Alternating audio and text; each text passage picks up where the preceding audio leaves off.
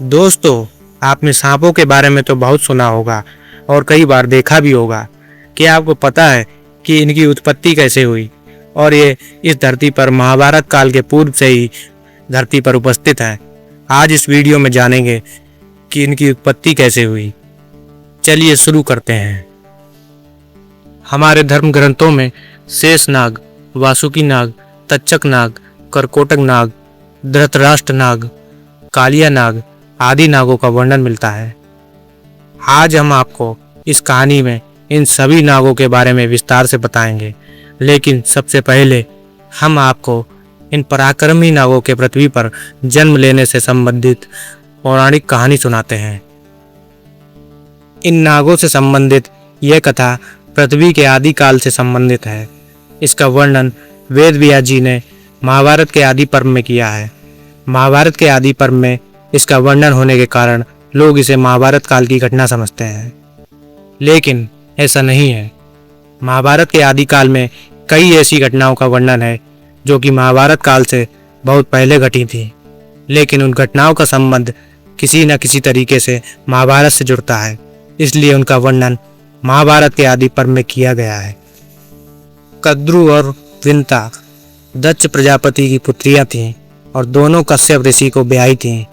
एक बार कश्यप मुनि ने प्रसन्न होकर अपनी दोनों पत्नियों से वरदान मांगने को कहा। कद्रु ने एक सहस्त्र पराक्रमी सर्पों की मां बनने की प्रार्थना की और विंता ने केवल 2 पुत्रों की, किंतु दोनों पुत्र कद्रु के पुत्रों से अधिक शक्तिशाली, पराक्रमी और सुंदर हों। कद्रु ने 1000 अंडे दिए और विंता ने 2। समय आने पर कद्रु के अंडों से 1000 सर्पों का जन्म हुआ। पुराणों में कई नागों, खासकर वासुकी, शेष, पद्म, कंबल, कारकोटक, नागेश्वर, धृतराष्ट्र, शंखपाल, कालाख्य, तक्षक, पिंगल, महानाग आदि का काफी वर्णन मिलता है। कद्रु के बेटों में सबसे पराक्रमी शेषनाग थे। इनका एक नाम अनंत भी है। शेषनाग ने जब देखा कि उनकी माता व भाइयों ने मिलकर विंता के साथ छल किया है, तो उन्होंने अपनी मां और भाइयों का साथ छोड़कर गंधमादन पर्वत पर तपस्या करनी आरंभ की। उनकी तपस्या से प्रसन्न होकर ब्रह्मा ने उन्हें वरदान दिया कि तुम्हारी बुद्धि कभी धर्म से विचलित नहीं होगी। ब्रह्मा ने शेषनाग को यह भी कहा कि यह पृथ्वी निरंतर हिलती डुलती रहेगी, अतः तुम इसे अपने फन पर इस प्रकार धारण करो कि यह स्थिर हो जाए। इस प्रकार शेषनाग ने संपूर्ण पृथ्वी को अपने फन पर धारण कर लिया। क्षीर सागर में भगवान विष्णु शेषनाग के आसन पर ही विराजित होते हैं। धर्म ग्रंथों के अनुसार भगवान श्री राम के छोटे भाई लक्ष्मण व श्री कृष्ण के बड़े भाई बलराम शेषनाग के ही अवतार हैं। धर्म ग्रंथों में वासुकी को नागों का राजा बताया गया है। यह भी महर्षि कश्यप व कद्रु की संतान थे। इनकी पत्नी का नाम सतशीर्षा है। इनकी बुद्धि भी भगवान भक्ति में लगी रहती है। जब माता कद्रु ने नागों को सर्प यज्ञ में भस्म होने का श्राप दिया, तब नाग जाति बचाने के लिए वासुकी बहुत चिंतित हुए। तब एला पात्र नामक नाग ने इन्हें बताया कि आपकी बहन जरत्कारु से उत्पन्न पुत्र ही सर्प यज्ञ रोक पाएगा। तब नागराज वासुकी ने अपनी बहन जरत्कारु का विवाह ऋषि जरत्कारु से करवा दिया। समय आने पर जरत्कारु ने आस्तिक नामक विद्वान पुत्र को जन्म दिया। आस्तिक ने ही प्रिय वचन कहकर राजा जनमेजय के सर्प यज्ञ को बंद करवाया था। धर्म ग्रंथों के अनुसार समुद्र मंथन के समय नागराज वासुकी की नेति बनाई गई थी।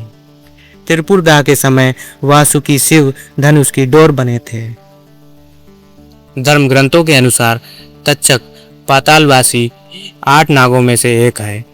तक्षक के संदर्भ में महाभारत में वर्णन मिलता है। उसके अनुसार संगी ऋषि के श्राप के कारण तक्षक ने राजा परीक्षित को डसा था, जिससे उनकी मृत्यु हो गई थी। तक्षक से बदला लेने के उद्देश्य से राजा परीक्षित के पुत्र जन्मेजय ने सर्प यज्ञ किया था। इस यज्ञ में अनेक सर्प आकर गिरने लगे। यह देखकर तक्षक देवराज इंद्र की शरण में गया। जैसे ही ब्राह्मणों ने तक्षक का नाम लेकर यज्ञ में आहुति डाली, तक्षक देवलोक से यज्ञ कुंड में गिरने लगा। तभी आस्तिक ऋषि ने अपने मंत्रों से उन्हें आकाश में स्थिर कर दिया। उसी समय आस्तिक मुनि के कहने पर जन्मेजय ने सर्प यज्ञ रोक दिया और तक्षक के प्राण बच गए। ग्रंथों के अनुसार तक्षक ही भगवान शिव के गले में लिपटा रहता है।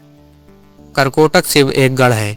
पौराणिक कथा के अनुसार सर्पों की मां कद्रू ने जब नागों को सर्प यज्ञ में भस्म होने का श्राप दिया, तब भयभीत होकर कंबल नाग ब्रह्मा जी के लोक में, शंखचूड़ मणिपुर राज्य में, कालिया नाग यमुना में, धृतराष्ट्र नाग प्रयाग में, एला पात्र ब्रह्मा लोक में और अन्य कुरुक्षेत्र में तप करने चले गए। ब्रह्मा जी के कहने पर करकोटक नाग ने महाकाल वन में महामाया के सामने स्थित लिंग की प्रस्तुति की। शिव ने प्रसन्न होकर कहा कि जो नाग धर्म का आचरण करते हैं उनका विनाश नहीं होगा। इसके उपरांत करकोटक नाग उसी शिवलिंग में प्रविष्ट हो गया। तब से उस लिंग को करकोटेश्वर कहते हैं। मान्यता है कि जो लोग पंचमी, चतुर्दशी और रविवार के दिन करकोटेश्वर शिवलिंग की पूजा करते हैं उन्हें सर्प पीड़ा नहीं होती है। धर्म ग्रंथों के अनुसार धृतराष्ट्र नाग को वासुकी का पुत्र बताया गया है। महाभारत के युद्ध के समय जब युधिष्ठिर ने यज्ञ किया, तब अर्जुन व उसके पुत्र भ्रभुवाहन के बीच भयंकर युद्ध हुआ। इस युद्ध में भ्रभुवाहन ने अर्जुन का वध कर दिया। भ्रभुवाहन को जब पता चला कि संजीवनी मणि से उसके पिता पुनः जीवित हो जाएंगे, तो वह मणि को खोज में निकला।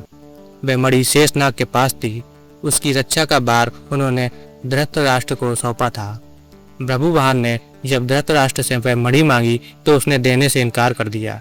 तब धृतराष्ट्र एवं भ्रभुवाहन के बीच भयंकर युद्ध हुआ और भ्रभुवाहन ने धृतराष्ट्र से वह मणि छीन ली।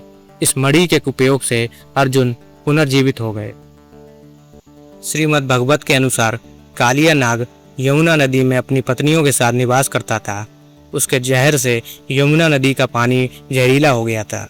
श्री कृष्ण ने जब देखा तो वह लीलावश यमुना नदी में कूद गए। ये कालिया नाग व भगवान के बीच भयंकर युद्ध हुआ। अंत में श्री कृष्ण ने कालिया नाग को पराजित कर दिया। तब कालिया नाग की पत्नियों ने श्री कृष्ण से कालिया नाग को छोड़ने की प्रार्थना की। तब श्री कृष्ण ने कहा कि तुम सब कहीं और जाकर निवास करो। श्री कृष्ण के कहने पर कालिया नाग परिवार सहित यमुना छोड़कर चला गया।